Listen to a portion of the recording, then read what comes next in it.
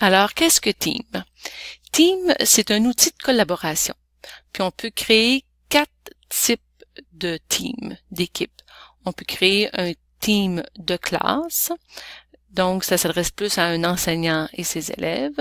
On peut créer un team PLC qu'on appelle, qui est une communauté d'apprentissage professionnelle. Alors ici, ça s'adresse plus à des collègues qui voudraient travailler et collaborer ensemble. On a le membre du personnel qui s'adresse plus ici, par exemple, à une direction d'école et à son personnel. Puis on a celui pour tout le monde qui s'adresse vraiment à tout le monde. Alors, je vais aller vous montrer les différences entre les 4 types de teams.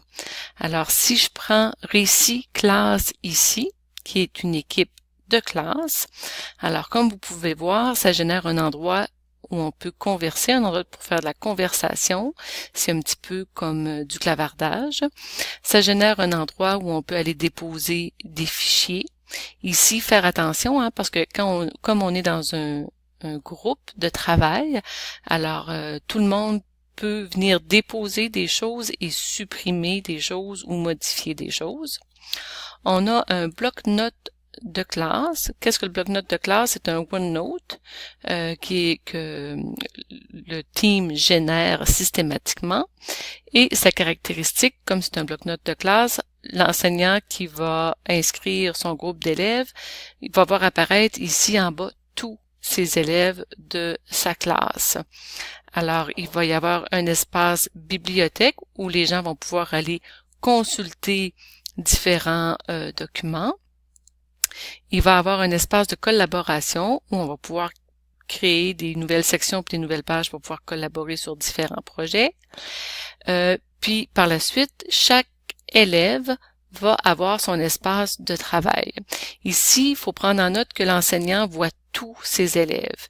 Par contre, un élève, lui, voit seulement et uniquement son espace avec la bibliothèque et l'espace de collaboration, mais il ne voit pas ses pairs, il ne voit pas les autres élèves. Ensuite, toujours dans le menu ici en haut, là, on a fait conversation, fichier. Présentement, nous sommes dans le bloc-notes. Bien sûr, dans le team de classe, il y a un endroit pour générer des devoirs, alors pour pouvoir distribuer des devoirs à tous les élèves. Puis ici, on a un petit plus qui nous permet de pouvoir venir ajouter d'autres applications là, selon nos besoins. Ici, si je regarde le PLC, qui est plus la communauté d'apprentissage professionnel, on va regarder les différences. Alors, c'est la même chose que celui pour la classe. On a l'espace de conversation pour clavarder. On a un espace pour déposer des fichiers. On a un bloc-notes, mais cette fois-ci, au lieu d'être un bloc-notes de classe, c'est un bloc-notes normal, comme n'importe quel OneNote qu'on pourrait ouvrir. Alors, on peut ajouter les sections et les pages qu'on veut. Bien sûr, on n'a pas l'onglet Devoirs, parce que ça ne conviendrait pas dans un contexte de travail d'équipe. Puis, on a le petit plus là qui nous permet de venir ajouter aussi d'autres applications au besoin. Le bloc-notes, pas le bloc-notes, mais le team du personnel, si on clique dessus, alors ça génère comme les autres un endroit pour faire la conversation, un endroit pour déposer des fichiers, un bloc-notes qui est un OneNote et bien sûr toujours là le petit plus pour pouvoir venir ajouter d'autres applications.